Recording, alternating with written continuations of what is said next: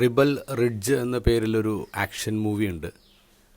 അതിൽ കഞ്ചാവ് കേസിൽ പിടിക്കപ്പെട്ട കസിനെ രക്ഷപ്പെടുത്താൻ വേണ്ടി ടെറി എന്ന ഒരു എക്സ് മറൈൻ കോപ്പുകാരാണ്. അവിടെ അദ്ദേഹം അവനെ ബെയിൽ ഔട്ട് ചെയ്യാൻ പണമൊക്കെ ആയിട്ടാണ് വരുന്നത്. പക്ഷേ അവിടുത്തെ പോലീസുകാരത് സീസ് ചെയ്യുന്നു.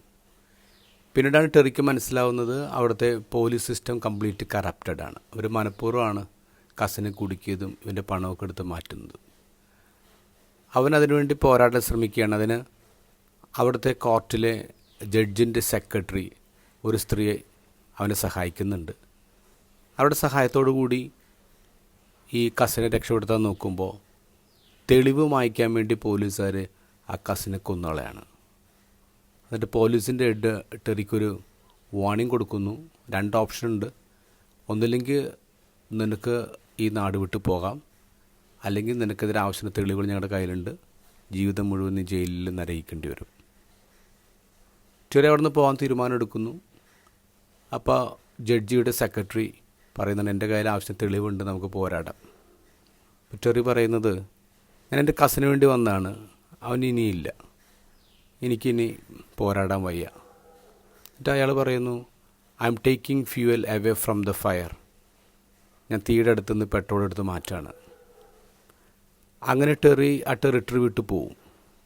പക്ഷെ പിറ്റേ ദിവസം അറിയുന്നു ഇവനെ സഹായിച്ച ജഡ്ജിൻ്റെ സെക്രട്ടറി ആക്രമിക്കപ്പെട്ടു.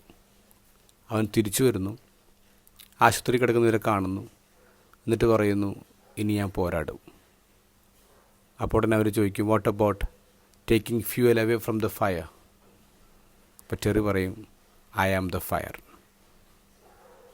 ഇന്നത്തെ ഗോസ്പലിൽ സിനഗോഗിൽ ഈശോ കയറുമ്പോൾ കൈ സൂക്ഷിച്ചൊരു മനുഷ്യനുണ്ട്. അപ്പുറത്ത് ഈശോയിൽ കുറ്റം ആരോപിക്കാൻ വേണ്ടി മാത്രം ഇരിക്കുന്ന ഫരിസേയരും നിയമജ്ഞരുണ്ട്. ഈശോക്ക് വേണമെങ്കിൽ ഒരു ദിവസം വെയിറ്റ് ചെയ്യാമായിരുന്നു, സാബത്ത് കഴിഞ്ഞിട്ട് അവനെ സുഖപ്പെടുത്താമായിരുന്നു. പക്ഷേ ഈശോ അന്ന് തന്നെ അവിടെ മുമ്പിൽ വെച്ച് തന്നെ അവന് സൗഖ്യം കൊടുക്കുകയാണ്, അവരെ പ്രൊവോക്ക് ചെയ്യാണ്. Because Jesus was fire. ഇങ്ങനെ പറയാറുണ്ട്, നിങ്ങൾ സത്യം പറഞ്ഞതുകൊണ്ട് ആരെങ്കിലുമൊക്കെ ഒഫൻഡ് ചെയ്യപ്പെടുമെന്ന് ഓർത്ത് നിങ്ങൾ വിഷമിക്കരുത്. പക്ഷെ നിങ്ങൾ സത്യം പറയാത്തത് കൊണ്ട് ചില ആൾക്കാർ ചതിക്കപ്പെടുന്നു, ചില ആൾക്കാർ ഡിസ്ട്രോയ് ചെയ്യപ്പെടുന്നു. അതിനെക്കുറിച്ച് ഓർത്ത് നിങ്ങൾ സങ്കടപ്പെടണം.